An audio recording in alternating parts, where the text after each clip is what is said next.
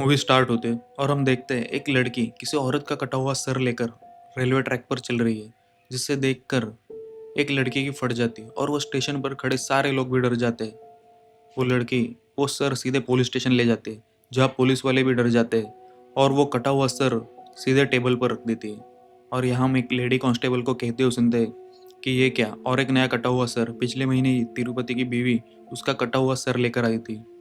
और यहाँ से शुरू होती है ओडेला 2 की कहानी। हम देखते हैं एक सर कटी लाश का पोस्टमार्टम होने वाला है और डॉक्टर आकर वार्ड बॉय से पूछता है ये किसकी लाश है और इसका गला क्यों काटा गया है। तो वो बताता है ये तिरुपति की लाश है और ये नई नई दुल्हनों के साथ उन्हें अगवा कर गलत काम करता था और उसके बाद उन्हें जान से मार देता था। तो इसकी बीवी ने इसका गला काट दिया। तो वो पूछता है बीवी को कैसे पता चला। तो हम देखते हैं उसकी बीवी राधा को एक संदूक मिलता है जिसमें उसने लड़कियों के अंडरगारमेंट्स और जवाहरात रखे हुए थे और फिर उसने उसका गला काट दिया। डॉक्टर भी कहता है इसके साथ अच्छा हुआ। फिर हम देखते हैं उसकी बॉडी गांव में लाई जाती है, पर गांव वाले ठान लेते हैं ऐसे आदमी की लाश को कोई कांदा नहीं देगा और उसके भाई गांव वालों का इंतजार करते हुए दिखते हैं। वो अपने दोस्तों को भी कॉल करते हैं पर कोई नहीं आता।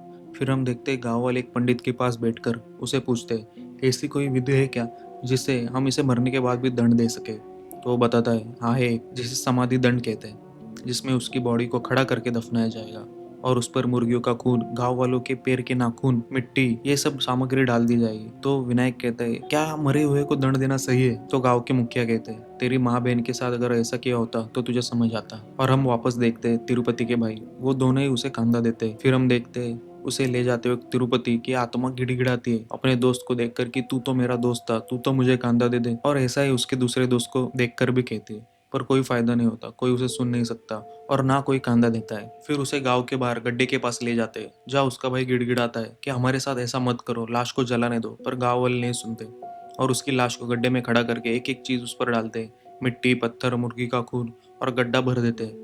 तब हम सिर्फ दर्शक तिरुपति की आवाज सुन पाते हैं। वो कहता है मैं पूरे गांव को शमशान बना दूंगा, किसी को नहीं छोड़ूंगा, और गांव वाले वहां से चले जाते हैं। ये सब हिमालय में बैठे एक महाराज देख पाते और कहते ओडेला गांव में एक बुरी आत्मा का साया पड़ चुका है, और वापस समाधि में जाते। सीन शिफ्ट होता है और हम देखते हैं गांव में एक शादी थी और रात को वो पंडित सुहागरात से पहले उन्हें आशीर्वाद देने जा रहा है। तब कब्र के पास शराब पीने बैठे उसके दोस्त उसे बुलाते हैं और पीने के लिए कहते हैं। फिर बातों बातों में पता चलता है जिसकी शादी है उस लड़की को रवि पसंद करता है और वो कहता है ये मेरी नहीं हुई, अब मैं इसके साथ गलत करके सारा नाम मरे हुए तिरुपति पर ढकेल दूंगा, बिल्कुल एक वेब सीरीज की तरह। इस पर पंडित गुस्सा होता है और वहां से निकलता है। तभी उसे जोर से पेशाब आता है, वो जाकर तिरुपति के कब्र पर पेशाब कर देता है और तभी उसका पैर वहां पर पड़े कांटों पर पड़ता है और उसका खून कब्र पर। अब तिरुपति को खून मिलने के बाद वो पंडित के शरीर में आ जाता है और उसके मोपेड पर विली मारकर दूल्हा दुल्हन के घर जाता है उन्हें आशीर्वाद देने।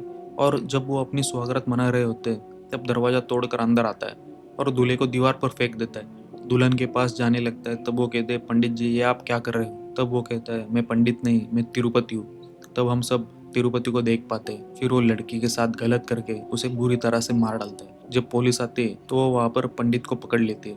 वो गिड़गिड़ाते हुए कहते हैं ये मुझे याद ही नहीं है, मैंने ये क्या किया, मैंने कब किया, मुझे कुछ याद नहीं है। पर उसकी कोई एक भी नहीं सुनता। जब उसे लॉकअप में मार रहे होते तब वो रवि के बारे में बताता है कि रवि ने उस दिन ऐसा कुछ कहा था। फिर पुलिस रवि को भी उठा लेती है और उन्हें भी पीटने के बाद वो भी हमें कुछ नहीं पता ये सब बोलते हैं। नेक्स्ट सीन में हम एक मौलवी को देखते हैं जो एक बच्चे के ऊपर से काला सा हटा रहा होता है।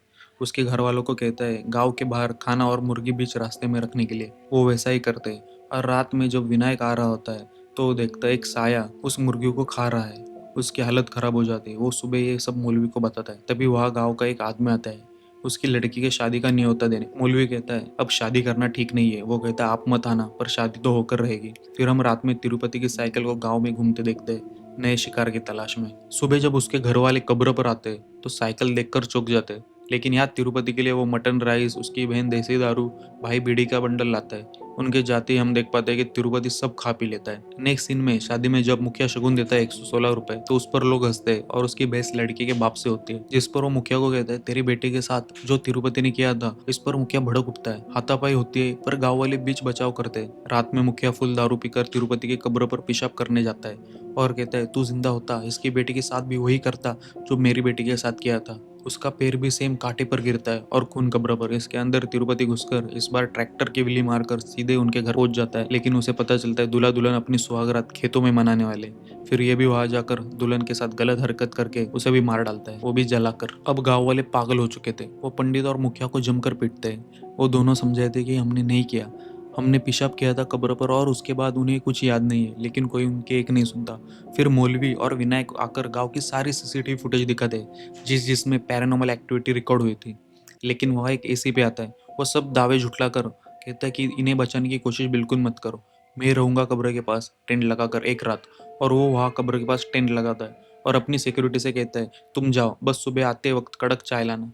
फिर क्या, सुबह कड़क चाय आती है पर पीने के लिए एसी भी नहीं रहता। फिर हम देखते हैं कि ऐसे घसीट घसीट कर मारा था इसे। अब पूरे गांव में खौफ फैला हुआ था, कोई ठीक से सो भी नहीं पाता था। फिर गांव वाले जाते हैं राधा से मिलने, वही तिरुपति की बीवी जो उसके मर्डर केस में अंदर थी। और वो गांव वालों से कहती ये सब क्यों किया, अब तुम्हें बस भैरवी बचा पाएगी। फिर हम देखते हैं कुछ गांव वाले भैरवी को ढूंढने के लिए निकल पड़ते हैं। फिर एक जगह जहाँ कुछ गुंडे गाय और उनके बछड़ों को मार रहे होते हैं बेचने के लिए, तभी वहाँ एंट्री होती है भैरवी की। वो सबको मारते और फिर गांव वाले उसे सब बताते और वो गांव चलने के लिए विनती करते।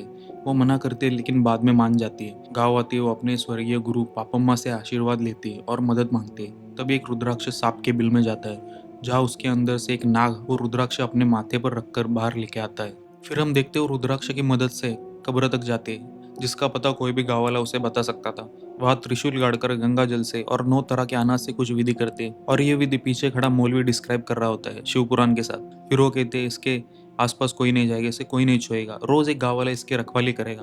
फिर एक रिपोर्टर का ड्रोन वहां गिरता है। सुबह तो गांव वाला उसे रोक लेता है, पर रात में वो जाता है ड्रोन लेने और फिर क्या, वही सब काटा खून और उसके अंदर तिरुपति। फिर वो जाता है भैरवी के पास, जहाँ उसे वो नाग रोक लेता है और उसे उसकी साइकिल के साथ गांव के बाहर फेंकता है, जहाँ भैरवी भी आती है। उनकी बहस होती है भगवान है कि नहीं इस पर। फिर नेक्स्ट सीन में हम देखते हैं वो उस रिपोर्टर के शरीर में घुसकर कुछ तंत्र अघोरी विद्या सीख लेता है, ज्यादा पावरफुल हो जाता है और सारे गांव वालों को गांव में बंदी बना देता है। जो भी बाहर भागने की कोशिश करता है उसकी गर्दन शरीर से अलग हो जाती है। फिर एक दिन एक बच्चे की माँ आती है, उसे बाहर अस्पताल ले जाना था। तब भैरवी राधा को सच धज कर तिरुपति को रिझाने के लिए कहती है और खुद मंत्रों से घेरा कमजोर करने की कोशिश करती है, पर तिरुपति ये सब भाप लेता है और उस बच्चे के शरीर में जाकर अपनी बीवी की गर्दन काट देता है।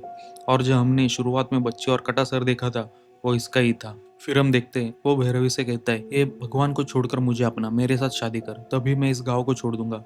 और वो ये करने के लिए तैयार होती है और मौलवी के साथ मिलकर एक चाल चलती है। जब वो भैरवी को पूरे गांव के सामने मार पीट रहा होता है, तब एक छोटी बच्ची नंदी जी को कहती है आज अगर आप नहीं आए तो कभी मत आना। और यहाँ नंदी जी महाराज आ जाते हैं और भैरवी को होश में लाकर चले जाते हैं। हमें पता चलता है भैरवी ओम नमः शिवाय का जब 1 कोटि 10 लक्ष बार करने से बस एक जाप दूर है, जिससे उसे शिव जी के दर्शन होंगे, और वो करती है। फिर वह स्वयं शिव जी आते और उसे अपना त्रिशूल देते, जिसके बाद भैरवी उसका वध कर देती है और यही ये मूवी खत्म होती है। एंड में हम देखते हैं एक आदमी चाय पी रहा होता है और उसके तरफ तिरुपति की साइकिल चलती हुई आ रही थी।